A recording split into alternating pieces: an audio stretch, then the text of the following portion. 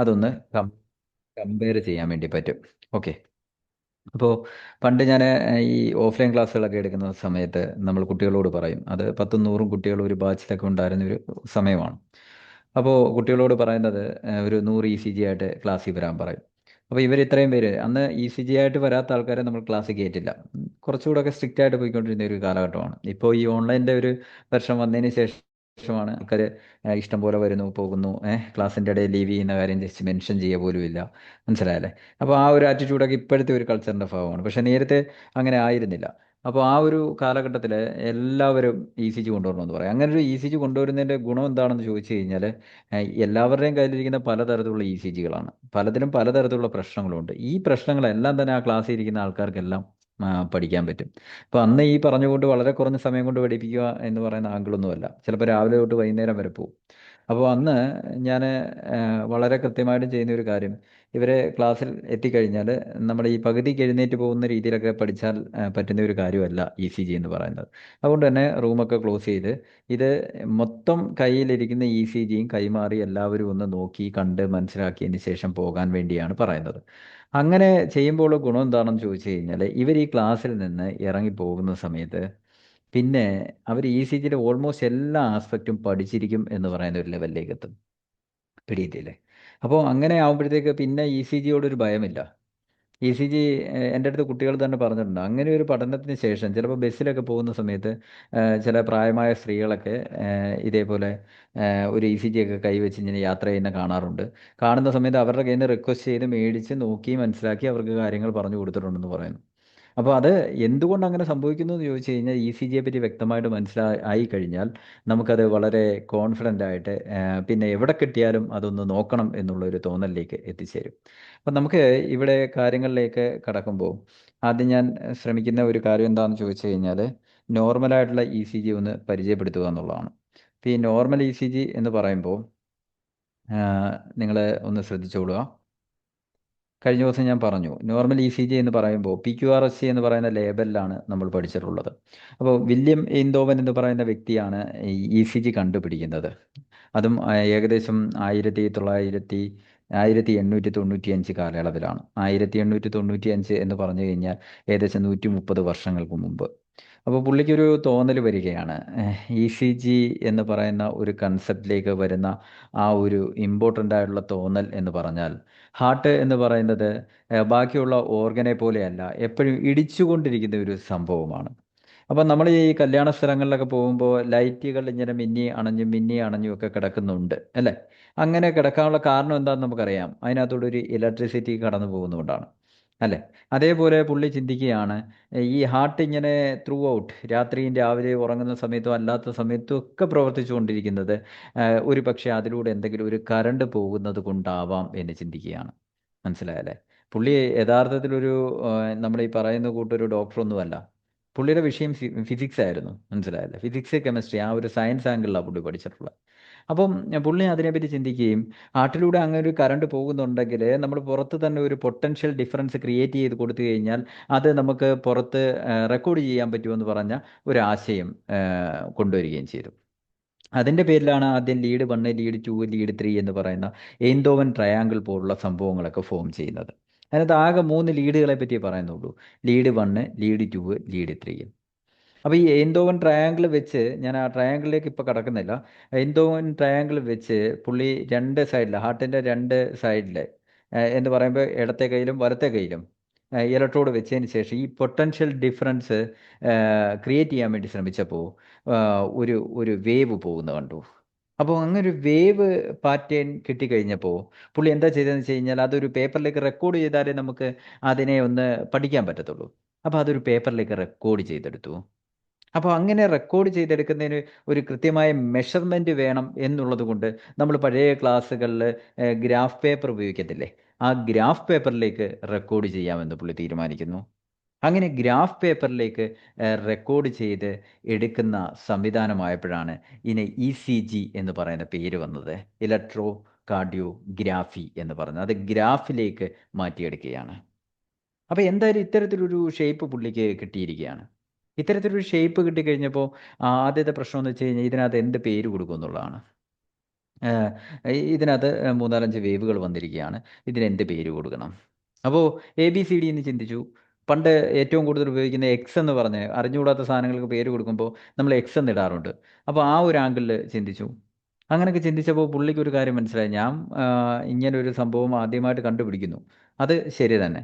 പക്ഷെ നാളെ ഈ ഇതിൽ മികച്ച ഒരു സംഭവം മറ്റൊരാൾ കണ്ടുപിടിച്ചേക്കാം. അല്ലേ? അപ്പോൾ സ്വാഭാവികമായിട്ടും ഇതിനപ്പുറം ഒരു കണ്ടുപിടുത്തം വന്നു കഴിഞ്ഞാൽ ഇതിനപ്പുറം ഒരു കണ്ടുപിടുത്തം വന്നു കഴിഞ്ഞാൽ പുതിയൊരു വേവ് കണ്ടുപിടിച്ച് കഴിഞ്ഞാൽ പേര് കൊടുക്കാൻ ഒരു പ്രൊവിഷൻ ഉണ്ടായിരിക്കണം. അപ്പോൾ അങ്ങനെ ഒരു പ്രൊവിഷൻ വേണം എന്നുള്ളത് കൊണ്ടാണ് പുള്ളി PQRST എന്ന് പറയുന്ന പേര് ഇതിന് കൊടുത്തത്. PQRST എന്നുള്ള പേരിൻ്റെ പ്രത്യേകത എന്താണെന്ന് ചോദിച്ചു കഴിഞ്ഞാൽ ഇനിയിപ്പം ഈ പി എന്ന് പറഞ്ഞ വേവിന് മുമ്പ് ഇനി ആരെങ്കിലും ഒരു വേവ് കണ്ടുപിടിച്ച് വരികയാണെങ്കിൽ അവിടെ നമുക്ക് എന്ത് ചെയ്യാൻ പറ്റും? ഒരു പേര് കൊടുക്കാനുള്ള ഓപ്ഷനുണ്ട്. പിക്ക് മുമ്പുള്ള ലെറ്റർ പേരായിട്ട് കൊടുക്കാം. ഇനി അതേപോലെ തന്നെ ടിക്ക് ശേഷം ഒരു വേവ് കണ്ടെത്തി വരുവാണെങ്കിലും നമ്മൾ അടുത്ത ഒരു പേര് കൊടുക്കാൻ ഒരു ലെറ്റർ അവൈലബിൾ ആണ്. അതുകൊണ്ടാണ് ഇത്തരത്തിലൊരു പേര് കൊണ്ടുവന്നത്. നമ്മൾ ചിന്തിക്കണം, നമ്മൾ എന്തെങ്കിലും കണ്ടുപിടിച്ച് കഴിഞ്ഞാൽ ഇതാണ് അൾട്ടിമേറ്റ്, ഇതിനപ്പുറം ഒന്നില്ല എന്ന് പറയുന്ന ഒരു ലോകത്താണ് നമ്മൾ ജീവിക്കുന്നത്. നമ്മൾ മീൻസ് അത് ഒരു അഹങ്കാരത്തോടു കൂടി നമ്മൾ പറയാറുണ്ട്. പക്ഷേ പുള്ളിയെ സംബന്ധിച്ച് നോക്കുമ്പോൾ പുള്ളി എത്രമാത്രം ഹമ്പിൾ ആയിരുന്നു എന്നുള്ള കാര്യം ചിന്തിക്കുക. ഈ ഒരു വിഷയത്തിൽ നിന്ന് മാത്രം ചിന്തിക്കുക. ദെൻ ഇനി നമുക്ക് നോർമൽ ECG പറ്റി പരിചയപ്പെടുകയാണ്. എന്താണ് നിങ്ങൾക്ക് ECG റീഡ് ചെയ്യാനുള്ള ഏറ്റവും വലിയ ബുദ്ധിമുട്ട് എന്താണെന്ന് ചോദിച്ചു കഴിഞ്ഞാൽ അത് വേറൊന്നുമല്ല. നമ്മൾ ഈ പഠിപ്പിച്ച് ആദ്യം തൊട്ടേ എല്ലാ അധ്യാപകരും പഠിപ്പിച്ചു വിടുന്ന PQRS ഇതാണെന്നും പറഞ്ഞാൽ എന്നിട്ട് ക്ലിനിക്കിലേക്ക് ചെന്നിട്ട് പേഷ്യൻ്റ് ECG അങ്ങോട്ട് എടുത്ത് നോക്കുമ്പോൾ അതിനകത്ത് ചിലത് തലതിരിഞ്ഞിരിക്കുന്നു, ചിലതിൻ്റെ ആറിന് ഹൈറ്റ് ഇല്ല, ചിലതിൻ്റെ ആറിന് ഹൈറ്റ് കൂടുതലാണ്, ചിലത് സിമ്മട്രിക്കൽ അല്ല, ചിലതിൻ്റെ P വേവ് കാണുന്നില്ല. ഇതെല്ലാം കൂടെ കാണുമ്പോഴത്തേക്ക് നമ്മൾ കൺഫ്യൂസ്ഡ് ആവും. അപ്പം നമുക്ക് അറിയേണ്ടത് എന്താണ് നോർമൽ, എന്താണ് അബ്നോർമൽ, അതിനെപ്പറ്റി ഒരു തിരിച്ചറിവില്ല. അന്നേരം തന്നെ ECG ചുരുട്ടി അവരുടെ കൈ കൊടുത്തേച്ച് വെച്ചു. എനിക്ക് കാര്യമായിട്ട് ഇതിനെപ്പറ്റി ഒന്നും പറയാനില്ല, ഡോക്ടർ എന്തെങ്കിലും പറഞ്ഞായിരുന്നോ എന്ന് ചോദിച്ച് നമ്മൾ വിട്ടുപോകുന്നതാണ് ചരിത്രം. ഞാൻ ഈ പറഞ്ഞ കാര്യം നിങ്ങൾ എഗ്രി ചെയ്യുന്നുണ്ടോ? ഇങ്ങനൊരു സിറ്റുവേഷൻ നിങ്ങൾ ഫീൽ ചെയ്തിട്ടില്ലേ? നിങ്ങൾ ഫോളോ ചെയ്യുന്നു എന്ന് അറിയണമെങ്കിൽ നിങ്ങൾ റെസ്പോണ്ട് ചെയ്യണം. യെസ്. ഫീൽ ചെയ്തിട്ടുണ്ട്. അപ്പോൾ സ്വാഭാവികമായിട്ടും അതുകൊണ്ട് തന്നെ നമ്മളിപ്പോൾ ആദ്യം പഠിക്കാൻ പോകുന്നത് എന്താണ് നോർമൽ ECG, എന്താണ് അബ്നോർമൽ ECG. ആദ്യം നോർമൽ പഠിക്കാം. നമുക്ക് എത്ര ലീഡ് ഉണ്ട് എന്ന് ആദ്യം അറിയണം. ലീഡിനെ പറ്റി പറയുവാണെന്നുണ്ടെങ്കിൽ ഇത്രയേ ഉള്ളൂ. ലീഡ് 1ഉം ലീഡ് 2ഉം ലീഡ് 3ഉം ഇത് കണ്ടുപിടിച്ച് തന്നത് നമ്മുടെ വില്യം എന്തോവൻ തന്നെയാണ്. അദ്ദേഹം ഒരു ട്രയാങ്കിൾ പോലെ ഫോം ചെയ്ത് ഈ ലീഡുകൾ ഫോം ചെയ്ത് ഹാർട്ടിനെ അതിൻ്റെ നടുക്ക് നിർത്തി ഇത്രയും ലീഡുകൾ ഫോം ചെയ്ത് ആദ്യ ലെവൽ പഠനം അവസാനിപ്പിച്ചു. അത് കഴിഞ്ഞപ്പോഴാണ് ഹാർട്ടിനെ ഇത്രമാത്രം പഠിച്ചാൽ പോരാ, ഹാർട്ടിന് ഫ്രണ്ട് സൈഡുണ്ട്, ബാക്ക് സൈഡുണ്ട്, ദെൻ ലാറ്ററൽ സൈഡുകളൊക്കെ പൂർണ്ണമായിട്ടും ഇതിനകത്ത് കവർ ചെയ്ത് വരുന്നില്ല എന്നുള്ള ഒരു സൂചനയിലാണ് മറ്റ് ലീഡുകൾ ഡെവലപ്പ് ചെയ്യുന്നത്. അത് AVR, ഇത് യൂണിപോളാർ ലീഡാണ്. AVRൻ്റെ പ്രത്യേകത ഇത് റൈറ്റ് സൈഡ്, എന്ന് വെച്ച് കഴിഞ്ഞാൽ റൈറ്റ് സൈഡിനെയാണ് കൂടുതലായിട്ട് ഇൻഡിക്കേറ്റ് ചെയ്യുന്നത്. ദെൻ AVL എന്ന് വെച്ച് കഴിഞ്ഞാൽ ലെഫ്റ്റ് അല്ല, ലാറ്ററൽ സൈഡിനെയാണ് കൂടുതലായിട്ട് ഇൻഡിക്കേറ്റ് ചെയ്യുന്നത്. ദെൻ AVF എന്ന് പറഞ്ഞു കഴിഞ്ഞാൽ ഫ്ലോറിനെയാണ് കൂടുതൽ സൂചിപ്പിക്കുന്നത്. ഫ്ലോർ എന്ന് വെച്ച് കഴിഞ്ഞാൽ എന്താ? Inferior side. അപ്പോൾ AVRും AVLും AVFും എന്താണ്? ഒരു ധാരണ കിട്ടിയോ? AVR എന്ന് വെച്ച് കഴിഞ്ഞാൽ റൈറ്റ് സൈഡ്, AVL എന്ന് പറഞ്ഞാൽ ലാറ്ററൽ സൈഡ്, AVF എന്ന് വെച്ച് കഴിഞ്ഞാൽ ഹാർട്ടിൻ്റെ ഫ്ലോർ. അപ്പോൾ ഇത്രയും സൈഡിനെ പറ്റി കുറച്ചുകൂടെ ആധികാരികമായിട്ട് മനസ്സിലാക്കാൻ ഈ ലീഡുകൾ ഉപയോഗിക്കാം. ദെൻ അടുത്തതാണ് ചെസ്റ്റ് ലീഡ്. അത് V1 തൊട്ട് V6 വരെയാണ് നമ്മൾ സാധാരണയായിട്ട് പഠിക്കുന്നത്. V1, V2, V3, V4, V5, V6. ഇത് ആൻറ്റീരിയർ സൈഡിൽ നിന്ന് പതുക്കെ ഞാൻ പിന്നീട് കാണിച്ചു തരാം. അത് ആൻറ്റീരിയർ സൈഡിൽ നിന്ന് അങ്ങ് ലാറ്ററൽ സൈഡിലൂടെ പോസ്റ്റീരിയർ സൈഡ് വരെ പോവുകയാണ്. പോസ്റ്റീരിയർ സൈഡിലേക്ക് പോവുകയാണെന്നുണ്ടെങ്കിൽ V6 കഴിഞ്ഞതിന് ശേഷം V7ഉം V8ഉം കിട്ടാറുണ്ട്. V7ഉം V8ഉം. അപ്പോൾ അങ്ങനെ V8 വരെ എടുക്കുന്ന ECG നമ്മൾ പറയുന്ന പേരാണ് 14 ലീഡ് ECG. ചില സമയത്ത് ഡോക്ടർ പറയും 14 ലീഡ് ECG വേണമെന്ന് പറയും, ചില സമയത്ത് പറയും 12 ലീഡ് മതി എന്ന് പറയും. ഇതിൻ്റെയൊക്കെ കാരണം എന്താണെന്നൊക്കെ ഞാനിപ്പോൾ പറഞ്ഞു തരാം. കൂടുതൽ സമയമൊന്നും വേണ്ട. നിങ്ങൾ അറ്റ്ലീസ്റ്റ് നിങ്ങളെല്ലാവരും ഇപ്പോൾ ക്ലാസ്സിന് വന്നു, അറ്റ്ലീസ്റ്റ് ഒരു 4 മണി വരെയെങ്കിലും 4:10 വരെയെങ്കിലും ഒന്ന് സ്പെൻഡ് ചെയ്യണം. നിങ്ങൾക്ക് ജീവിതത്തിൽ ഇതുവരെ കിട്ടാത്ത ഇൻഫോർമേഷൻ നമുക്ക് ഇതിനകത്തുനിന്ന് കളക്ട് ചെയ്യാം. ECG എന്നതുകൊണ്ട് ഉദ്ദേശിക്കുന്ന ഏറ്റവും ഇമ്പോർട്ടൻ്റ് ആയ ഇൻഫോർമേഷൻ എന്താണെന്ന് ചോദിച്ചു കഴിഞ്ഞാൽ, അറ്റ്ലീസ്റ്റ് മയോകാർഡിയ ഇൻഫാക്ഷൻ എന്ന് പറയുന്ന ഹാർട്ട് അറ്റാക്ക് എന്ന് പറഞ്ഞ കാര്യം, കാരണം അതൊരു ലൈഫ് ത്രെട്ടനിങ് ആണ്. നിങ്ങളുടെ കയ്യിൽ കിട്ടുന്ന ECGയിൽ നിന്ന് അത് നിങ്ങളുടെ കയ്യിൽ നിന്ന് മിസ്സായി പോയി കഴിഞ്ഞാൽ അത് അയാളുടെ ജീവിതമാണ് നഷ്ടപ്പെടുത്തുന്നത്. അയാളുടെ ജീവനാണ് നിങ്ങളുടെ കയ്യിൽ നിന്ന് നഷ്ടപ്പെട്ടു പോകുന്നതെന്ന് തിരിച്ചറിയുക. അത് നോക്കുന്ന സമയത്ത് നിങ്ങൾക്കൊരു എയർലി ഡിറ്റക്ഷൻ നടത്തിയാൽ അയാളുടെ ജീവിതമാണ് തിരിച്ചു കൊടുക്കുന്നതെന്നൊന്ന് ആലോചിച്ചാൽ തന്നെ ഇതിൻ്റെ ഇമ്പോർട്ടൻസ് എത്ര ആണെന്ന് മനസ്സിലാക്കാൻ പറ്റും. ഞാൻ പറഞ്ഞതിൻ്റെ സിഗ്നിഫിക്കൻസ് എത്ര പേർക്ക് പിടികിട്ടി എന്ന് എനിക്ക് മനസ്സിലാകുന്നില്ല. ഇത് കേവലം പരീക്ഷയ്ക്ക് മാർക്ക് സ്കോർ ചെയ്യാൻ വേണ്ടിയുള്ള സംഭവമല്ല. അതിനേക്കാൾ ഉപരിയായിട്ട് ഒരു ECG എടുത്തു കഴിയുമ്പോൾ ആൾക്കാർക്ക് പാനിക്കാണ്. അവരുടെ ഏറ്റവും വലിയ ആഗ്രഹം എന്താണെന്ന് ചോദിച്ചാൽ നോർമലാണെന്ന് കേൾക്കാൻ വേണ്ടിയാണ്. അവിടെ നിന്ന് ഒരു ചെറിയ ഡിറ്റക്ഷൻ നോട്ട് ചെയ്ത് അയാളെ കൂടുതൽ എവാലുവേഷന് വിധേയമാക്കി എന്തെങ്കിലും കറക്ഷൻസ് എയർലി സ്റ്റേജിൽ നടത്തി അയാളുടെ ലൈഫ് സേവ് ചെയ്യാൻ നിങ്ങൾക്ക് ഒരു സ്റ്റെപ്പ് എടുക്കാൻ കഴിഞ്ഞാൽ അതാണ് ഏറ്റവും വലിയ വിജയം. ഞാൻ കഴിഞ്ഞ ഒരു ദിവസം ഞാൻ ആ ഒരു എക്സ്പീരിയൻസ് പറയുന്നത് ഇത്തിരി സമയമെടുക്കും, എങ്കിലും ഒന്ന് ക്ഷമിച്ചേക്കുക. രാത്രി 1:30 മണിയായപ്പോൾ എനിക്കൊരു കോൾ വന്നു. ഞാൻ ആദ്യം അത് എടുത്തില്ല. രണ്ടാമതും മൂന്നാമതും വിളിച്ചപ്പോൾ എന്തോ ഒരു എമർജൻസി ആയിരിക്കും എന്ന് വിചാരിച്ചു. ഞാനത് എടുത്തു. എടുത്ത സമയത്ത് വേറെ പ്രത്യേകിച്ചൊന്നുമില്ല. അദ്ദേഹത്തിൻ്റെ പിന്നെ വ്യക്തിയുടെ ഹസ്ബൻഡ് ഒരു ചെറിയ അബ്ഡോമിനൽ പെയിൻ പോലുള്ള പ്രശ്നങ്ങളൊക്കെ ആയിട്ട് ലോക്കൽ ഹോസ്പിറ്റലിൽ എന്തോ പോയി. ലോക്കൽ ഹോസ്പിറ്റൽ എന്ന് വെച്ചാൽ ഒരു ക്ലിനിക്കാണ്. അവിടെ ECG എടുക്കാനുള്ള സംവിധാനം ഉണ്ടായിരുന്നു. ECG എടുത്തതിന് ശേഷം ഡോക്ടർ കുഴപ്പമില്ല എന്ന് പറഞ്ഞ് ഈ വ്യക്തിയെ വീട്ടിലേക്ക് വിട്ടു. വീട്ടിൽ വന്നതിന് ശേഷം പുള്ളി ആ ECG കാര്യമായിട്ട് അവിടെ വെച്ച് ഡോക്ടർ പറഞ്ഞതുകൊണ്ട് അവർ ECG കാര്യമായിട്ട് നോക്കിയില്ല. പക്ഷേ അവർ വീട്ടിൽ വന്നതിന് ശേഷം ആ ECG കാര്യമായിട്ടൊന്ന് മനസ്സിലാക്കാൻ ശ്രമിച്ചപ്പോൾ പുള്ളിക്ക് ഒരു T ഇൻവേർഷൻ ഫീൽ ചെയ്തിരിക്കുന്നത് V1 തൊട്ട് V5 വരെയുള്ള ലീഡുകളിലാണ്. അപ്പോൾ ഒരു പക്ഷേ അത് ഒരു നെഗ്ലക്റ്റ് ചെയ്ത് കളയാവുന്ന ഒരു സംഭവമാണ്. അപ്പോൾ ഒരു T ഇൻവേർഷൻ ഫീൽ ചെയ്യുകയും പുള്ളിയുടെ ഡിസ്കംഫർട്ട് കുറയുന്നില്ല എന്നുള്ള ഒരു തിരിച്ചറിവിൽ പുള്ളി ഈ വ്യക്തിയായിട്ട് നെയ്യാറ്റിൻകര ഒരു നിംസ് എന്ന് പറഞ്ഞൊരു ഹോസ്പിറ്റലുണ്ട്, അവിടുത്തെ ക്യാഷ്വാലിറ്റിയിലേക്ക് എത്തിച്ചേരുന്നു. അവിടെ ചെന്ന് പോസ്റ്റീരിയർ ലീഡ് എന്ന് പറയുന്നതാണ് ഞാൻ നേരത്തെ നിങ്ങളോട് പറഞ്ഞില്ലേ, V7-ഉം V8-ഉം. ആ V7-ഉം V8 കൂടി എടുത്ത് പരിശോധിച്ചപ്പോൾ അതിനകത്ത് SG എലവേഷൻ നോട്ട് ചെയ്തു. ആ SG എലവേഷൻ സൂചിപ്പിക്കുന്നത് പോസ്റ്റീരിയർ വോൾ MI ആണ്. ഈ പോസ്റ്റീരിയർ വോൾ MI ആണ് എന്നുള്ള കാര്യം ഓൾമോസ്റ്റ് കൺഫേം ചെയ്യുന്ന സമയത്ത് തന്നെ ബ്ലഡ് ടെസ്റ്റിൻ്റെ റിസൾട്ട് വന്നു. TROP-T പോസിറ്റീവാണ്. ഈ TROP-T പോസിറ്റീവാണ്. പോസ്റ്റീരിയർ വോൾ MIയുടെ ടിപ്പിക്കലായിട്ടുള്ള SG എലവേഷൻ ഉണ്ട് എങ്കിൽ അത് പോസ്റ്റീരിയർ വോൾ MI കൺഫേം ചെയ്യപ്പെടുകയാണ്. അവിടെ ഡെഫിനറ്റായിട്ടും ആൻജിയോപ്ലാസ്റ്റി എന്ന് പറയുന്ന പ്രൊസീജിയർ വേണ്ടി വരും. അപ്പോൾ അവർ ആൻജിയോഗ്രാമിന് വേണ്ടി പ്ലാൻ ചെയ്യുകയാണ്. അപ്പോൾ ഒരു കൺഫർമേഷൻ 1.5 ലക്ഷം രൂപ എന്തോ കെട്ടിവെക്കാൻ പറഞ്ഞു. ആ ഒരു കൺഫർമേഷന് വേണ്ടി ആ ECG അയച്ച് തന്ന് ഒന്ന് കൺഫേം ചെയ്യാൻ വേണ്ടിയാണ് ഇദ്ദേഹം ശ്രമിക്കുന്നത്. ആ ഒരു ഘട്ടത്തിലാണ് വിളിക്കുന്നത്. മനസ്സിലായല്ലേ? അപ്പോൾ നിങ്ങൾ ആലോചിച്ച് നോക്കുക, ഈ വ്യക്തി അത് ശ്രദ്ധിക്കുന്നില്ല അല്ലെങ്കിൽ തിരിച്ചറിയുന്നില്ല എങ്കിൽ ഒരു പക്ഷേ 3 മണിക്കോ 4 മണിക്കോ അതൊരു മേജർ അറ്റാക്കായിട്ട് മാറിയേനെ. അന്ന് തന്നെ ആ വ്യക്തിക്ക് ആൻജിയോപ്ലാസ്റ്റി ചെയ്തു ലൈഫ് സേവ് ചെയ്യാൻ പറ്റി. അപ്പോൾ എത്രമാത്രം സിഗ്നിഫിക്കൻ്റ് ആയിട്ടുള്ള ഒരു ടോപ്പിക്കിലൂടെയാണ് നമ്മൾ കടന്നു പോകുന്നതെന്ന് ചിന്തിക്കുക. അപ്പോൾ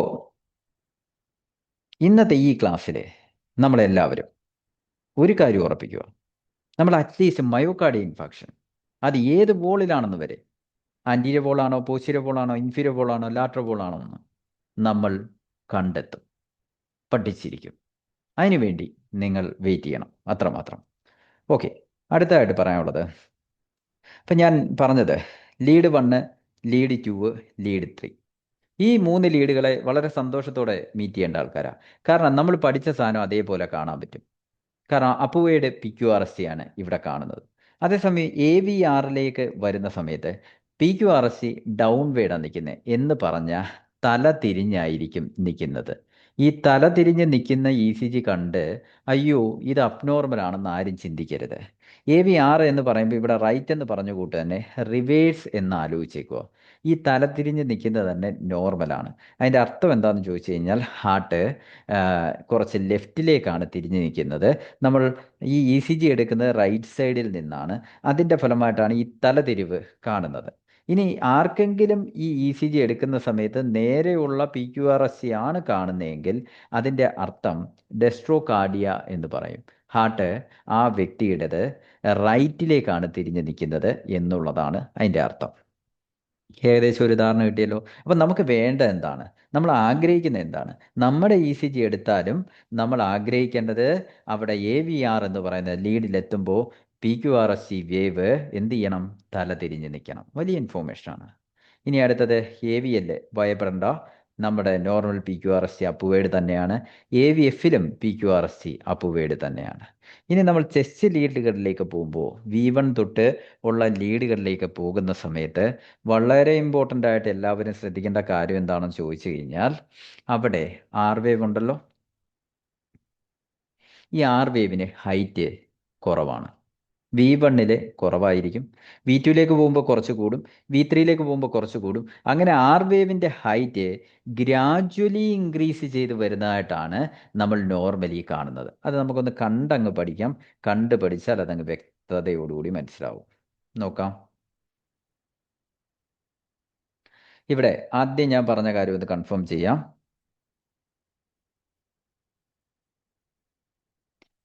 ആദ്യം നമ്മൾ പറഞ്ഞ കാര്യം എന്തായിരുന്നു? Lead 1 P Q R S a upright ആണ്, ലീഡ് 2 അപ്രൈറ്റ് ആണ്, ലീഡ് 3 അപ്രൈറ്റ് ആണ്. എ വി ആർ വന്നപ്പോൾ ഞാൻ ആ പറഞ്ഞ ഡിഫറൻസ് നോട്ട് ചെയ്യാൻ പറ്റുമോ? എങ്കിലും ഓക്കെ ഒന്ന് അടിക്കണേ, ഒരു തമ്പെങ്കിലും ഇട്ടാൽ മതി.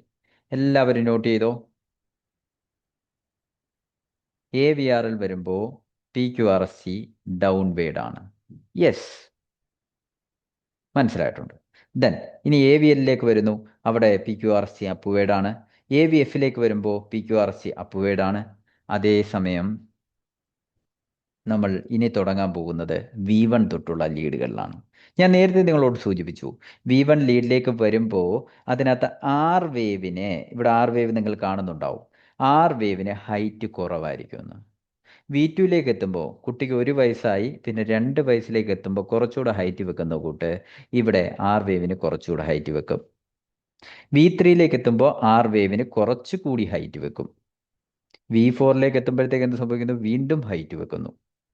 V5 എത്തുമ്പോഴത്തേക്ക് ഹൈറ്റ് ഏകദേശം ഈക്വലൈസ് ചെയ്യപ്പെടുന്നു, ഏകദേശം നോർമൽ ലെവലിലേക്ക് എത്തുകയാണ്. അപ്പം എന്താണ് ഇവിടെ നിങ്ങൾ മനസ്സിലാക്കേണ്ടത്?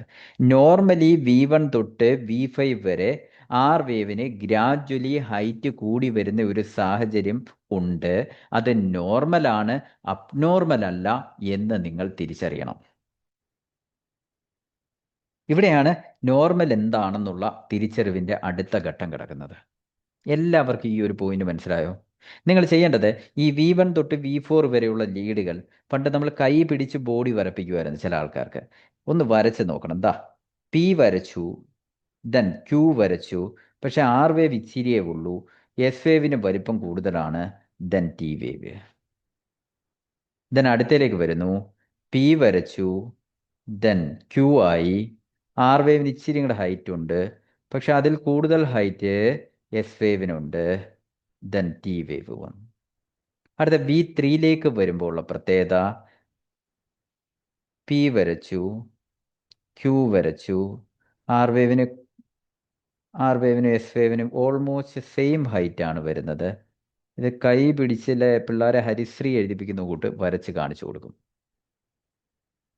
ഇത് നിങ്ങൾക്ക് മനസ്സിലായോ? എല്ലാവർക്കും മനസ്സിലായോ? കയ്യിൽ ആരുടെയും കയ്യിൽ നോർമൽ ഇ സി ജി ഇരിപ്പുണ്ടോ? ഉണ്ടെങ്കിൽ അതൊന്ന് കമ്പയർ ചെയ്ത് നോക്ക്. നിങ്ങൾ ഫസ്റ്റ് ഇയർ തൊട്ട് ഫൈനൽ ഇയർ വരെ ഇന്ന് വരെ പഠിച്ച ഒരു ഘട്ടത്തിലും നിങ്ങളിത് ശ്രദ്ധിച്ച അല്ലെങ്കിൽ ആരും പറഞ്ഞ് മനസ്സിലാക്കി തന്നിട്ടുണ്ടാവില്ല. അതുകൊണ്ടാണ് ഞാൻ നിങ്ങളോട് ഇത്രയും റിക്വസ്റ്റ് ചെയ്ത് അവസാനം വരെ നിങ്ങൾ ഉണ്ടാവണം എന്ന്. ഇനി ഇവിടെ പിക്ചറിലേക്ക് നോക്കിയോ, കുറച്ചുകൂടെ വ്യക്തതയോടുകൂടി എല്ലാവർക്കും മനസ്സിലാവും. എന്താണ് കാണുന്നത്? V1 ഇവിടെ ഹൈറ്റ് കുറവാണ്, ഇത്തിരി കൂടി, വീണ്ടും കൂടി, ഈക്വലായി, ഏകദേശം ആർ വേവ് എസ് വേവ് ഒരേ ഹൈറ്റിൽ വരുന്നു, വീണ്ടും കൂടി കൂടി കൂടി. ഇങ്ങനെ ആർ വേവിൻ്റെ ഹൈറ്റ് ഗ്രാജ്വലി കൂടി വരുന്നതായിട്ടാണ് നമ്മൾ V1 തൊട്ട് V6 വരെ നോർമൽ മോർഫോളജിയിൽ തന്നെ പഠിച്ചിരിക്കുന്നത്. അടുത്തതിലേക്ക് പോകാമല്ലോ. ഇതാണ് ഒരു നോർമൽ ECG. ആരുടെയും കയ്യിൽ ECG ഇല്ല എങ്കിൽ ഒരു ECG നമ്മളിവിടെ കാണിക്കുകയാണ്, ഒന്ന് നോക്കിക്കോണം. നമ്മൾ 1, 2, 3 എല്ലാം PQRS അപ്വേഡാണ്. പക്ഷേ AVRലേക്ക് വരുമ്പോൾ എന്തായി കാണിക്കുന്നത്? ഡൗൺവേഡ് നിൽക്കുന്നു. നോർമലാണോ അബ്നോർമലാണോ? പറ. Normal sir, normal. Normal. AVL നമുക്ക് ഒരു പ്രശ്നവുമില്ല, അപ്വേഡാണ്. AVFലെ അപ്വേഡാണ്. ഇനി V1 തൊട്ടുള്ള കാര്യങ്ങൾ വളരെ ശ്രദ്ധയോടെ ഒന്ന് നോക്കിയേ. V1 ആർ വേവിന് ഹൈറ്റ് ഉണ്ടോ? കുറവാണോ? പറഞ്ഞോളൂ. കുറവാണ്. അടുത്ത ലെവലിലേക്ക് വരുമ്പോൾ ആർ വേവിന് ഒരു ഇത്തിരി ഹൈറ്റ് കൂടുന്നുണ്ടല്ലോ.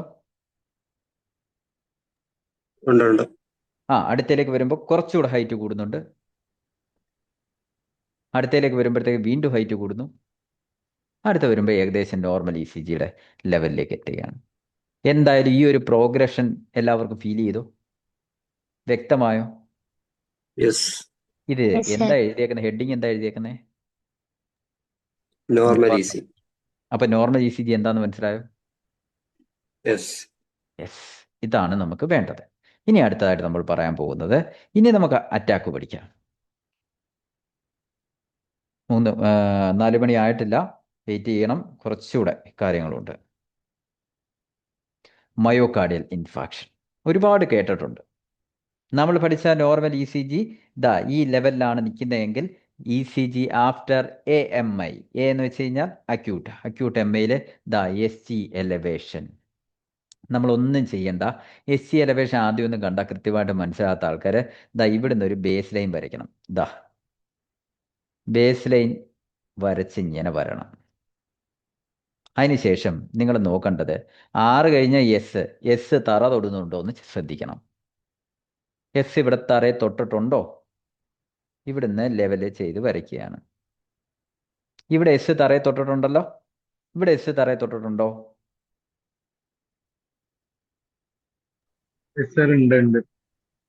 ഇവിടെ എസ് തറയെ തൊട്ടിട്ടുണ്ട്. പക്ഷേ MIയുടെ കേസിലാവുമ്പോഴത്തേക്ക് എസ് എന്ത് ചെയ്യാണ്? ഉയർന്നു നിൽക്കുകയാണ്. അതിൻ്റെ കൂട്ടത്തിൽ ടി വേവും കൂടെ ഉയർന്നു നിൽക്കുന്നതുകൊണ്ട് ആ SG സെഗ്മെന്റ് എലവേഷനാണ് നമുക്കിവിടെ കാണാൻ പറ്റുന്നത്. SG സെഗ്മെന്റ് എലവേഷൻ വന്നു കഴിഞ്ഞാൽ അത് MI ആണ്.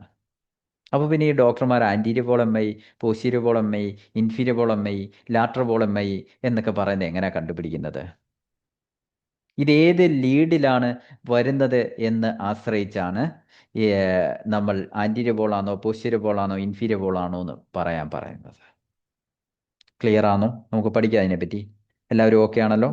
ഒന്നുകൂടെ അതിനെ ഒന്ന് ഇമേജിലൂടെ നമുക്ക് കാണാം. പോയിന്റ് എന്ന് പറയുന്ന സംഭവം ഞാൻ കാണിച്ചു. അത് കൃത്യമായിട്ടും ബേസ് ലൈനിൽ നിന്ന് മുകളിലേക്ക് നിൽക്കുകയാണ്. ഇതിനെയാണ് നമ്മൾ SG എലവേഷൻ എന്ന് പറയുന്നത്. വെരി എയർലി സ്റ്റേജിൽ ഇത്ര മാത്രമേ കാണത്തുള്ളൂ. ദെൻ ഒരു 1 hour ഒക്കെ കഴിയുമ്പോഴത്തേക്ക് SG എലവേഷൻ ടിപ്പിക്കലായിട്ട് നേരത്തെ കണ്ട മാതിരി തന്നെ നിങ്ങൾക്ക് കാണാൻ പറ്റും. ഇനി ചില ഡോക്ടർമാർ ECG എടുത്ത് ഇങ്ങനെ നോക്കും. നോക്കിക്കഴിഞ്ഞതിന് ശേഷം ചേടാ ഒരു 3 മാസം മുമ്പ് ഒരു അറ്റാക്ക് വന്നിട്ടുണ്ടോ? അടുത്ത ക്വസ്റ്റ്യനാ. നമ്മൾ ഞെട്ടും. ശരിയാണല്ലോ, നമ്മൾ കൊണ്ടുപോയ പേഷ്യൻ്റ് അങ്ങനെ ഒരു സംഭവമുണ്ട്, 3 മാസം മുമ്പ് അറ്റാക്ക് വന്നിട്ടുണ്ട്. ഈ ഡോക്ടർ മിടുക്കനാണല്ലോ, ഒറ്റ നോട്ടത്തിൽ തന്നെ ഇത് മനസ്സിലാക്കിയെടുത്തല്ലോ. എങ്ങനെയാണ് അദ്ദേഹം അത് കണ്ടെത്തിയത്? അതിലേക്കാണ് നമ്മൾ പോകുന്നത്. നിങ്ങൾ ഒരു MI സംഭവിച്ചു കഴിഞ്ഞാൽ ആദ്യ മിനിറ്റിലേക്ക് ഏത് രീതിയിൽ ആണ് ECG, അവിടെ തൊട്ടുള്ള കാര്യങ്ങളാണ് നിങ്ങൾ ഇവിടെ കാണുന്നത്. ആദ്യ മിനിറ്റിൽ സംഭവിക്കുന്ന കാര്യം എന്താണെന്ന് ചോദിച്ചു കഴിഞ്ഞാൽ ഇവിടെ വ്യക്തതയോടുകൂടി നോക്കിയോണേ. ഇവിടെ P ഉണ്ട്, Q ഉണ്ട്, പക്ഷേ Q ഒന്നും കാണാനില്ല. R ഉണ്ട്, S ഉണ്ട്, T വേവിന് ഇത്തിരി വലിപ്പം വെച്ചിട്ടുണ്ട്. 1 hour കഴിയുമ്പോഴത്തേക്ക് ടിപ്പിക്കൽ SG എലവേഷൻ. 24 മണിക്കൂർ വരെ എന്താ സംഭവിക്കുന്നത് വെച്ച് കഴിഞ്ഞാൽ SG എലവേഷൻ വളരെ കൃത്യമായിട്ട് നമുക്ക് കാണാൻ പറ്റും. ഗ്രാജ്വലി ഈ SG എലവേഷൻ താഴോട്ട് വരും. SG താണ് വരുന്നു. ഏകദേശം ഒരു 2-3 ദിവസം കഴിയുമ്പോഴത്തേക്ക് ടിക്കകത്തല്ല പ്രശ്നം, ഒരു ടി ഇൻവേർഷൻ മാത്രമേ കാണത്തുള്ളൂ. ദെൻ ഏതാനും മാസങ്ങൾ കഴിയുമ്പോഴത്തേക്ക് ഈ ലെവലിലാവും. ആദ്യത്തെ സ്റ്റെപ്പും ഈ അവസാനത്തെ സ്റ്റെപ്പും തമ്മിൽ ഒരു ടിപ്പിക്കൽ ഡിഫറൻസ് ഉണ്ട്. ആർക്കെങ്കിലും കാണാൻ പറ്റുന്നുണ്ടോ? ആദ്യത്തേനകത്ത് ക്യൂ വേവ് ആരെങ്കിലും കാണുന്നുണ്ടോ? ഇതിനകത്ത് ക്യൂ വേവ് വിസിബിൾ ആണോ?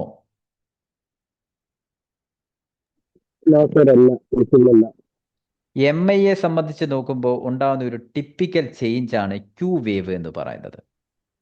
ഇവിടെ തൊട്ട് ഏകദേശം ഒരു അന്നത്തെ ദിവസം തൊട്ട് ക്യൂ വേവ് വന്നു തുടങ്ങി.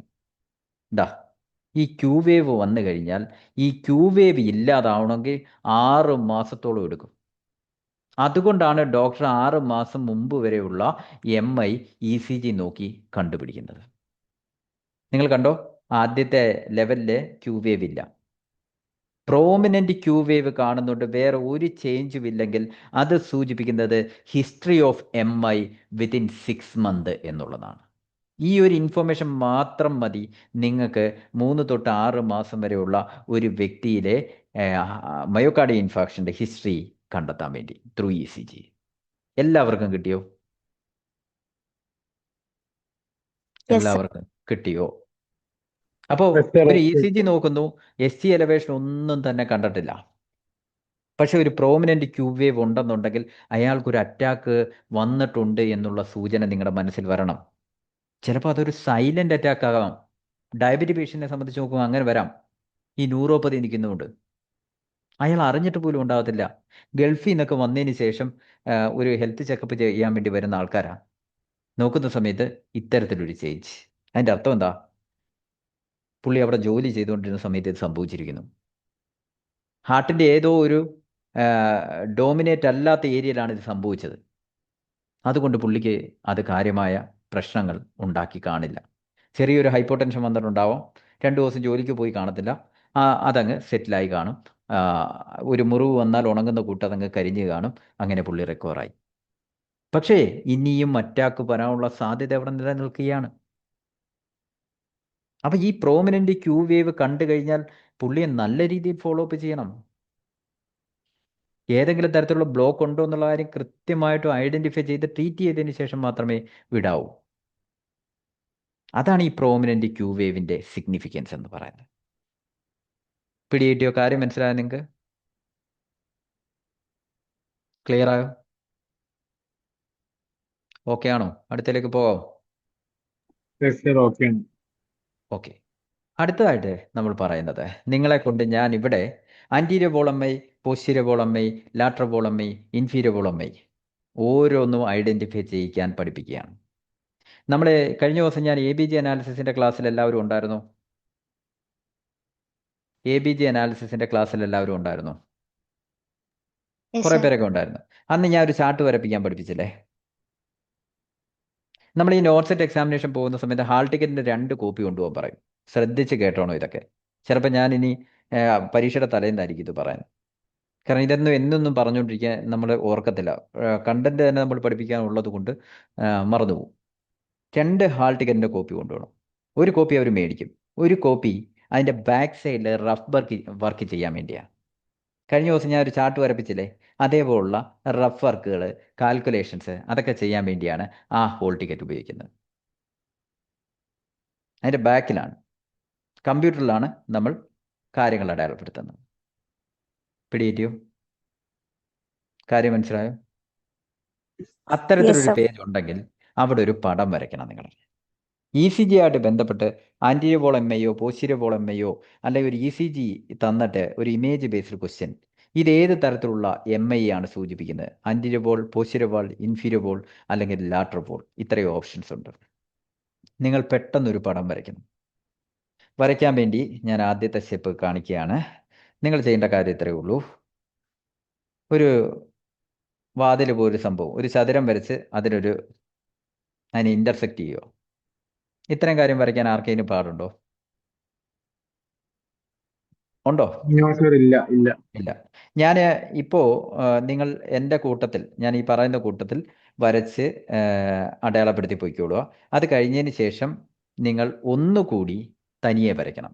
അത് മറച്ച് വെച്ചിട്ട് ഒന്നുകൂടെ തനിയെ വരച്ച് കഴിഞ്ഞാൽ കാര്യങ്ങൾ ഓക്കെ ആവും. ഓക്കെ ആണേ? Okay sir. അപ്പൊ ഇത്രയും കാര്യങ്ങൾ എല്ലാവരും ഒന്ന് വരച്ചേ. ഏറ്റവും ഇതിന്റെ കാതലായ പോർഷനിലാണ് നമ്മൾ എത്തി നിൽക്കുന്നത്. അടുത്തതിലേക്ക് ഞാൻ പോവുകയാണ്. ഇതിന്റെ സൈഡുകളാണ് ഞാൻ പറയുന്നത്. റൈറ്റ് സൈഡ് കണ്ടല്ലോ എല്ലാവർക്കും? Yes sir. Okay. Inferior side താഴെ വശം കണ്ടല്ലോ? Yes sir. Anterior side front side ഇതെങ്ങനെ ഇത്തിരി ഫ്രണ്ടിലോട്ട് തള്ളി നിൽക്കുന്ന സൈഡാണ്. പടത്തിലായതുകൊണ്ട് നമുക്ക് അങ്ങനെ കാണിക്കാൻ പറ്റത്തില്ല. So anterior side. Lateral side. ഇതിന്റെ പിറകുവശം എന്തായിരിക്കും? പിറകുവശം posterior side. Posterior. Posterior side. ദാ വന്നു, ദാ പുറകോട്ട് ഒരു ആരോ കൊടുത്തേക്കുന്നുണ്ടല്ലേ, അത് പോസ്റ്റീരിയർ സൈഡ്. ഇനി ഞാൻ ഇതൊരു ഹാർട്ടാണെന്ന് കരുതി ഇതിന്റെ ചുറ്റും ലീഡുകൾ വരയ്ക്കാൻ പോവാം. അപ്പം നമ്മൾ ആദ്യം വരച്ച എന്തായിരുന്നു? ഒരു സ്ക്വയർ വരച്ചു, അതിനെ ഒന്ന് ഇന്റർസെക്റ്റ് ചെയ്തു, അതിനുശേഷം സൈഡ് കൊടുത്തു. റൈറ്റ് സൈഡ് കൊടുത്തു, ഇൻഫീരിയർ സൈഡ് കൊടുത്തു, ലാറ്ററൽ സൈഡ് കൊടുത്തു, ആന്റീരിയർ സൈഡ് കൊടുത്തു, പിന്നെ ബാക്ക് സൈഡ് പോസ്റ്റീരിയർ സൈഡാണ് ആരോ ഇട്ടിട്ടുണ്ട്. ഇനി ഞാൻ ലീഡുകൾ വരയ്ക്കുകയാണ്. ലീഡുകൾ വരയ്ക്കുന്നത് ശ്രദ്ധിച്ചോണം. ലീഡ് വരയ്ക്കാൻ തുടങ്ങുന്ന ഈ ലാറ്ററൽ സൈഡിൽ ഏറ്റവും ലോവറിലാണ് ആദ്യത്തെ ലീഡ് 1 വരയ്ക്കുന്നത്. നിങ്ങളും അതേപോലെ ഒന്ന് വരയ്ക്കണേ. ലീഡ് 1 ലാറ്ററൽ സൈഡിൽ ലോവർ എൻഡിൽ വരച്ചു. അതിൻ്റെ തൊട്ട് താഴെയാണ് ലീഡ് 2 വരയ്ക്കുന്നത്. അതേ ലെവലിൽ തന്നെ ലീഡ് 3 വരയ്ക്കുന്നു. ഇത്രയും കാര്യങ്ങൾ ഒന്ന് വരയ്ക്കാവോ? എല്ലാവർക്കും ഒന്ന് ചെയ്യാം. ഇത് ഇത്രയും വരയ്ക്കാൻ കാണാതെ ഒന്ന് വരയ്ക്കാൻ പാടുവല്ലോ ഉണ്ടോ? സർ. L1 L2 L3 ഇത്രയും കാര്യം കഴിഞ്ഞല്ലോ. Yes sir. ഇനി 3 ലീഡുകൾ ഒന്ന് പറയുക. AVR, AVL, AVF. ഇനി നിങ്ങളോട് ഞാൻ നേരത്തെ പറഞ്ഞു തന്ന ഒരു കാര്യമാണ്. AVR എന്ന് വെച്ചാൽ ഏത് സൈഡിനെ സൂചിപ്പിക്കുന്നു? റൈറ്റ്. AVL എന്ന് വെച്ചാൽ ലാറ്ററൽ സൈഡ്. AVF എന്ന് വെച്ചാൽ എഫ് ഫ്ലോർ, ഇൻഫീരിയർ സൈഡ്. അപ്പോൾ ഈ 3 എവിടാ കൊടുക്കേണ്ടതെന്ന് ഇപ്പൊ കിട്ടിയോ? മനസ്സിലായോ? നോക്കാം. AVF എവിടെ കൊടുത്തു? ഞാൻ ഫ്ലോറിൽ കൊടുത്തു. ക്ലിയർ ആണോ? നിങ്ങളും കൊടുത്തോ AVF ഫ്ലോറിൽ? ദെൻ AVR റൈറ്റ് സൈഡിൽ കൊടുത്തു. ദെൻ AVL ലാറ്ററൽ സൈഡിൽ കൊടുത്തു. ഇത്രയും കാര്യം ക്ലിയർ ആണോ? പറയൂ, ഇത്രയും കാര്യങ്ങൾ ഓക്കെ ആണോ? ക്ലിയർ ആണ്, ക്ലിയർ ആണ്. ക്ലിയർ ആണ്. ഇനി വരയ്ക്കേണ്ട V1 തൊട്ടുള്ള ലീഡുകളാണ്. ഞാൻ നേരത്തെ പറഞ്ഞു V1 ലീഡുകൾ കണ്ടുപിടിക്കുന്നത് തന്നെ ഹാർട്ടിന്റെ ഫ്രണ്ട് സൈഡ് കാണാൻ പറ്റുന്നില്ല അല്ലെങ്കിൽ പഠിക്കാൻ പറ്റുന്നില്ല എന്നുള്ളത് കൊണ്ടാണ്. അപ്പം നമ്മൾ ആന്റീരിയർ സൈഡിലാണ് V1 ആദ്യം വരയ്ക്കേണ്ടത്. അവിടെ V1 വരച്ചു. അടുത്ത V2 അതിനോട് ചേർത്ത് വരയ്ക്കുകയാണ്, V3യും ചേർത്ത് വരയ്ക്കുകയാണ്, V4ഉം ചേർത്ത് വരയ്ക്കുകയാണ്. ആ ഏരിയ കഴിഞ്ഞു. അപ്പോൾ ആന്റീരിയർ സൈഡിൽ എന്തൊക്കെ വരച്ചു? V1, V2, V3, V4. ഇത്രയും കാര്യം നിങ്ങൾക്ക് വരയ്ക്കാൻ പറ്റുമോ? പ്രശ്നമൊന്നുമില്ലല്ലോ. ശരി. ഇനി ആ ലാറ്ററൽ സൈഡിലേക്ക് കയറ്റി വരയ്ക്കുന്നതാണ് V5, V6. ഇനി ഇത് ഇത്രയും 12 ലീഡ് ECG, 14 ലീഡ് ECG ആണെങ്കിൽ ആ ഒരു ആരോ വരച്ച് വെച്ചേക്കുന്നുണ്ടല്ലേ, അവിടേക്ക് കൊടുക്കേണ്ടി വരും. V7 back side, V8. ഈ പോസ്റ്റീരിയർ ലീഡ് അല്ലെങ്കിൽ പോസ്റ്റീരിയർ ലീഡ്സ് എടുക്കാൻ വേണ്ടി പറഞ്ഞു കഴിഞ്ഞാൽ പേഷ്യനെ കമത്തി കിടത്തണം. എന്നിട്ട് അവിടെ ഇലക്ട്രോഡ് വെച്ചാണ് നമ്മൾ എന്ത് ചെയ്യുന്നത്? ECG എടുക്കുന്നത്. എങ്കിൽ മാത്രമേ ഹാർട്ടിന്റെ പിറകുവശം മനസ്സിലാക്കാൻ പറ്റത്തുള്ളൂ. ആ ലീഡുകളെ പറയുന്ന പേരാണ് V7ഉം V8ഉം. ക്ലിയർ ആയോ ഇത്രയും കാര്യം? ഞാൻ ഇത്രയും ചെയ്തുള്ളൂ. ഒരു ചതുരം വരച്ചു, അതിനെ 2 ആക്കി, അതിനുശേഷം സൈഡ് പറഞ്ഞു തന്നു. അത് കഴിഞ്ഞ് ലീഡ് 1, ലീഡ് 2, ലീഡ് 3 ഇത്രയും വരച്ചു. അത് കഴിഞ്ഞ് AVFും AVRും AVLും എവിടെ കൊടുക്കണമെന്ന് പറഞ്ഞു. ദെൻ V1 തൊട്ട് V4 വരെ എവിടെ കൊടുക്കണമെന്നും V5ഉം V6ഉം എവിടെ കൊടുക്കണമെന്നും V7ഉം V8ഉം പോസ്റ്റീരിയർ സൈഡിൽ കൊടുക്കണമെന്നും പറഞ്ഞു. ക്ലിയർ ആണോ? ഇനി നിങ്ങൾ വരച്ച സംഭവം മറച്ചു വെക്കുക. നിങ്ങൾ സ്വന്തമായിട്ടൊന്ന് വരയ്ക്കുക. ഞാൻ ഈ സ്ക്രീന് മാറ്റുകയാണ് തൽക്കാലം.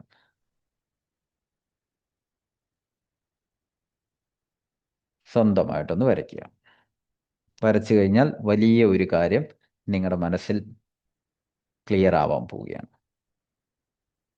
വരച്ചിട്ട് എന്നോടൊന്ന് പറയണേ.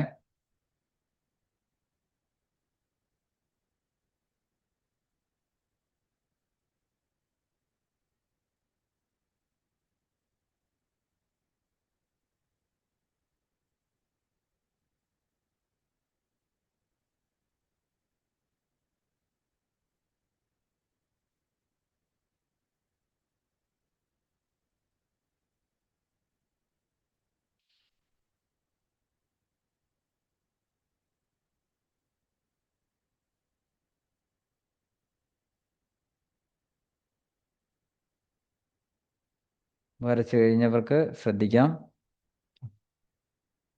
സൈഡുകൾ കാണിച്ചു, പോസ്റ്റീരിയർ സൈഡും കാണിച്ചു. Then lead 1, lead 2, lead 3, AVF, AVR, AVL, V1, V2, V3, V4, V5, V6, V7, V8.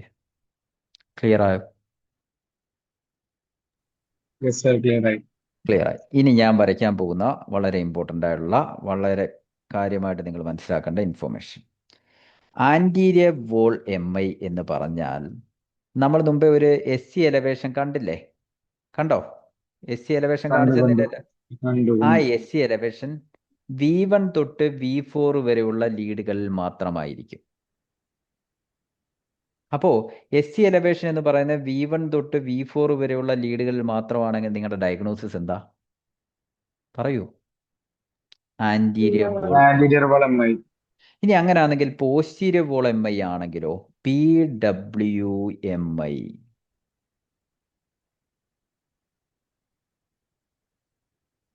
ഇതിനകത്ത് V5 പോസ്റ്റീരിയർ സൈഡ് V6 അല്ല, പോസ്റ്റീരിയർ സൈഡിലുള്ള ലീഡായിട്ട് ഞാൻ വരച്ച ഏതാ? V7 V8.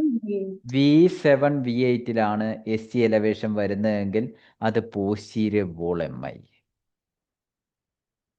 സാധാരണ ടൊള്ളീഡ് അല്ലേ എടുക്കുന്നത്. ഇതെങ്ങനെ കണ്ടുപിടിക്കുന്ന സംശയമൊക്കെ വരാം. അതൊക്കെ ഞാൻ പറഞ്ഞുതരാം. ആദ്യം SC എലവേഷൻ എവിടെ ഏത് ലീഡുകളിൽ വന്നാൽ ഏത് MI അത്രയും ഓർത്തേക്കുക. അപ്പോൾ ആൻറ്റീരിയർ വോൾ മനസ്സിലായി, പോസ്റ്റീരിയർ വോൾ മനസ്സിലായി.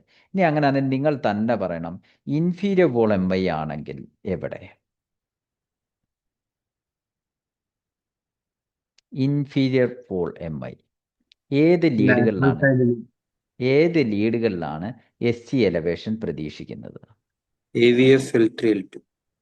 AVF L3 L2 L2 L3 AVF.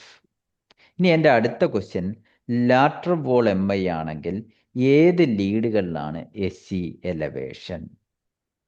L1 AVL E6 L1 AVL V6 V5. ഇത് ബൈഹാർട്ട് ചെയ്ത് പോകുന്നവന് ലീഡ് മാറിപ്പോവും. പക്ഷെ ഇത് വരയ്ക്കാൻ അറിയാവുന്നവൻ വരച്ച് വെച്ച് കഴിഞ്ഞാൽ ലാറ്ററൽ സൈഡിൽ ഇയാളാണ് കിടക്കുന്നത്. സ്വാഭാവികമായിട്ടും ലാറ്ററൽ വോൾ MIയിൽ SC എലവേഷൻ ഒരു 3-4 ക്വസ്റ്റ്യൻ ചെയ്ത് കഴിഞ്ഞാൽ പിന്നെ മനസ്സിൽ തന്നെ കാണും പിക്ചർ. ദെൻ ഇൻഫീരിയർ സൈഡിൽ L2 L3 AVF. ആൻറ്റീരിയർ സൈഡിലുള്ള ആൾക്കാർ V1 തൊട്ട് V4 വരെയുള്ളതും ദെൻ പോസ്റ്റീരിയർ സൈഡിലെ V7ഉം V8ഉം. ഇനി നമ്മൾ ഈ ടൊള്ളീഡ് ECG എടുക്കുന്ന സമയത്തെ എങ്ങനെയാണ് ആൻറ്റീരിയർ വോൾ MI എന്ന് വെച്ച് കഴിഞ്ഞാൽ SC എലവേഷനാണ് V1 തൊട്ടുള്ള V4 വരെയുള്ള ലീഡിൽ കാണുന്നതെങ്കിൽ ആൻറ്റീരിയർ വോൾ MI. പക്ഷേ SC ഡിപ്രഷനാണ് കാണുന്നത്, SC താഴോട്ടാണ് ഇരിക്കുന്നതെന്നുണ്ടെങ്കിൽ ഡോക്ടർ അത് നോക്കിയിട്ട് പറയും ഇത് മാത്രം പോരാ, V7ഉം V8ഉം കൂടെ എടുക്കാൻ വിളിച്ച് പറയാൻ പറയും. ഇമ്മീഡിയറ്റ് ആയിട്ട് V7 ആൻഡ് V8 എടുക്കാൻ പറഞ്ഞു. ഞാൻ നേരത്തെ പറഞ്ഞില്ല, നെയ്യാറ്റിൻകരയിൽ നിന്ന് ഒരാൾ എന്നെ വിളിച്ചു വന്നു. അവർ നോക്കുമ്പോൾ ഇത്തരത്തിലൊരു SC ഡിപ്രഷനാണ് കണ്ടത്. ആ V1 തൊട്ട് V4 വരെയുള്ള ലീഡുകളിൽ SC ഡിപ്രഷൻ കണ്ടപ്പോൾ പുള്ളിക്കാരിക്ക് ഒരു സംശയം തോന്നി, ഇത് ചിലപ്പോൾ പോസ്റ്റീരിയർ വോൾ MI ആണെങ്കിലോ? ഏതോ കാലഘട്ടത്തിൽ ഗവൺമെൻറ് വർക്ക് ചെയ്യുന്ന ഒരു വ്യക്തിയാണ്, ഏതോ കാലഘട്ടത്തിൽ നമ്മുടെ ക്ലാസ്സുകൾ പഠിച്ചിട്ടുള്ള ആളാണ്. അയാൾ അന്നേരം തന്നെ അവിടെ നിന്ന് നിംസിൽ എത്തിച്ചേരുന്നു. V7 V8 എടുക്കുന്നു. ടിപ്പിക്കലായിട്ട് SC എലവേഷൻ. എൻ്റെ ഫോണിൽ ഇപ്പോഴും കിടപ്പുണ്ടെന്ന് തോന്നുന്നു. ക്ലിയർ ആയോ? കാര്യം മനസ്സിലായോ നിങ്ങൾക്ക്? നിങ്ങൾക്ക് അപ്പോൾ ഇപ്പോൾ MI കണ്ടുപിടിക്കാൻ പറ്റുമോ? പറ്റുമല്ലോ, നമുക്ക് പരീക്ഷിക്കാം. വെറുതെ നമ്മൾ പറഞ്ഞു പോയിട്ട് കാര്യമില്ലല്ലോ. അപ്പോൾ ഇൻഫീരിയർ സൈഡിനെ സൂചിപ്പിക്കുന്ന ആൾക്കാർ ആരൊക്കെയാണെന്ന് പറഞ്ഞേ പെട്ടെന്ന്. പിക്ചർ നോക്കി പറ. 2 3 AVF. Anterior side V1 V1 to V4, V1 to V4.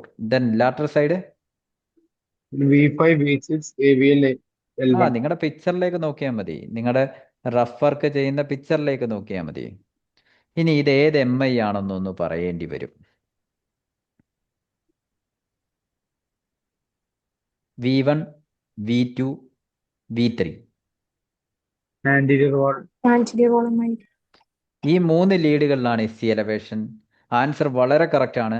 Anterior wall MI നിങ്ങൾ ഡയഗ്നോസ് ചെയ്തിരിക്കുന്നു. പറ്റിയോ? ഇനി ഇത് ഏത് MI ആണെന്ന് നിങ്ങൾ പറയണം. ലീഡ് 1-ലുണ്ട് പ്രശ്നം, AVL-ലുണ്ട്, V5-ലുണ്ട്, V6-ലുണ്ട്, V2-ലുണ്ട്, V3-ലുണ്ട്, V4-ലുണ്ട്. നമ്മൾ പഠിച്ച പ്രകാരം lead 1 AVL, V5, V6 lateral wall MI ആണ്. ഇത് ലാറ്ററൽ വോൾ MI മാത്രമല്ല, പിന്നെ എന്തും കൂടിയാ Anterior wall. ആൻറ്റീരിയർ. അപ്പോൾ ആൻറ്റീരിയോ ലാറ്ററൽ വോൾ MI പറ്റുമോ? കണ്ടുപിടിക്കാൻ പറ്റുമോ? Yes, പറ. sir, but പറ്റും. ഇതിനെയാണ് ആൻറ്റീരിയോ ലാറ്ററൽ MI എന്ന് പറയുന്നത്. അടുത്ത നോക്ക്.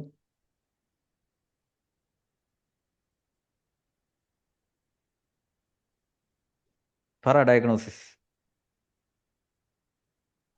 Inferior wall MI. Inferior wall MI എവിടൊക്കെയാ change? AVF L2. AVF and L2, 2 3 AVF 2 3 AVF. നമ്മുടെ സാധാരണ ടൊള്ളി DCGയിൽ കിടക്കുന്ന പോസ്റ്റീരിയർ വോൾ MI കാണുന്നുണ്ടോ?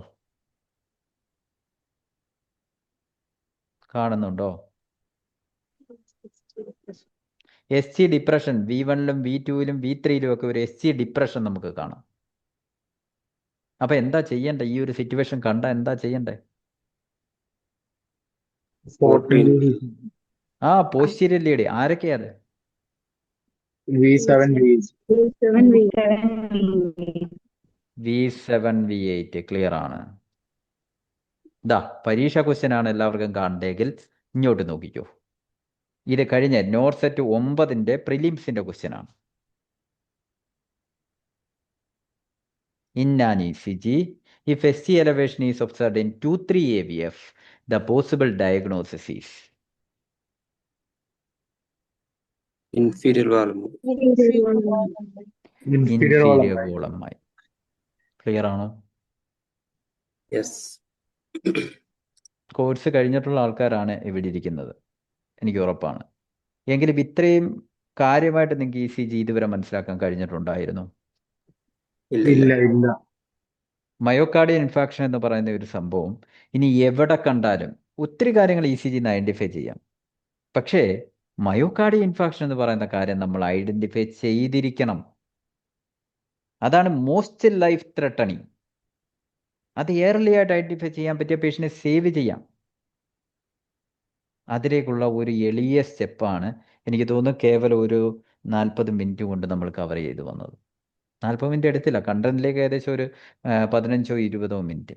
നിങ്ങൾ പഠിക്കുന്ന കാലത്ത് ആ ഒരു ക്ലിനിക്കിലേക്ക് പോകുന്നതിന് മുമ്പ് ഏതെങ്കിലും ഒരു അധ്യാപകർ ഇത്തിരി സമയം ഇൻവെസ്റ്റ് ചെയ്ത് ഇത് പറഞ്ഞു തന്നിരുന്നെങ്കിൽ നിങ്ങൾ ECGയിൽ പുലികളായേനെ. അതാ ഞാൻ പറഞ്ഞത്, ഒരുപാട് മിസ്സിങ് നമ്മുടെ പ്രൊഫഷനകത്തുണ്ട്. ഞാൻ കഴിഞ്ഞ ക്ലാസ്സുകളിലൊക്കെ ഡ്രോപ്പ് റേറ്റിനെ പറ്റിയൊക്കെ ബേസിക് കാര്യങ്ങൾ, അതിൻ്റെ ബേസിക് ഷോർട്ട് കട്ടുകൾ പറഞ്ഞപ്പോൾ പലർക്കും അറിഞ്ഞുകൂടാ അതിനെപ്പറ്റി ഒന്നും. കേട്ടിട്ടുമില്ല, കണ്ടിട്ടുമില്ല. ഇതൊക്കെ ഒരു പ്രാക്ടിക്കൽ നോളജാണ്. അപ്പോൾ തീർച്ചയായിട്ടും നിങ്ങൾക്ക് ECG എന്ന് പറയുന്ന അതിൻ്റെ ഒരു സെക്ഷൻ വളരെ എഫക്റ്റീവായിട്ട് മനസ്സിലായി എന്നാണ് ഞാൻ പ്രതീക്ഷിക്കുന്നത്. എൻ്റെ കോൺഫിഡൻസ് എന്ന് വെച്ച് കഴിഞ്ഞാൽ ഒരു എവിഡൻസ് കോൺഫിഡൻസ് പറയുന്ന സംഭവമുണ്ട്. ഇപ്പോൾ ഇത് കഴിയുമ്പോൾ ക്ലാസ് ഷെഡ്യൂൾ ചെയ്ത അബി ചിലപ്പോൾ ചോദിക്കും നിങ്ങളോട് ക്ലാസ് എങ്ങനെയുണ്ടായിരുന്നു. നിങ്ങളുടെ കമൻ്റാണ് എനിക്ക് കോൺഫിഡൻസ് തരുന്നത്. ആ കോൺഫിഡൻസ് ആണ് ഇതിൽ മികച്ച ക്ലാസ്സുമായിട്ട് നാളെ നിങ്ങളുടെ മുന്നിലേക്ക് വരാൻ വേണ്ടി എനിക്ക് പ്രേരണ തരുന്നത്. അവർക്ക് എന്തെങ്കിലും പറഞ്ഞു കൊടുക്കണം, അല്ലെങ്കിൽ പറഞ്ഞു കൊടുത്താൽ ആ, അവർക്ക് മനസ്സിലാകുന്നുണ്ടെങ്കിൽ അവരത് റിഫ്ലക്റ്റ് ചെയ്യും എന്നുള്ള ഒരു കാര്യം നിങ്ങൾ മനസ്സിൽ വെച്ച് ഇരുന്നാൽ പോലും ഞാൻ അറിയില്ല. അപ്പോൾ തീർച്ചയായിട്ടും നിങ്ങൾക്ക് എഫക്റ്റീവ് ആയിട്ടുണ്ടെങ്കിൽ നിങ്ങൾ നല്ല ഫീഡ്ബാക്ക് കൊടുക്കുക. അത് എനിക്കൂടെ എനർജി പകരും. പുതിയ പുതിയ ടോപ്പിക്കായിട്ട് നമുക്ക് കാണാം. ഇന്ന് വരെ നിങ്ങൾക്ക് ക്ലിയർ ആവാത്ത ഇൻഫോർമേഷൻസ് നമ്മൾ ക്ലിയർ ആക്കിയെടുക്കും. ഓക്കെ, അപ്പോൾ ഇത്രയും നേരം സമയം സ്പെൻഡ് ചെയ്ത് ഇന്നലെ തൊട്ട് വെയിറ്റ് ചെയ്യുന്ന, അങ്ങനെ പറയണം, വെയിറ്റ് ചെയ്യുന്ന നിങ്ങൾക്ക് ഓരോരുത്തർക്കും നന്ദി. തീർച്ചയായിട്ടും നിങ്ങളുടെ ഫീഡ്ബാക്ക് അറിയിക്കുക. Thank you so much. Okay, Thank you, sir. Thank you, sir. Okay, Thank you, sir. Thank you, Thank you. Thank you, Thank you, sir. Thank you, Thank you. Thank you, Thank you, sir. Thank you, Yes, sir. Thank you.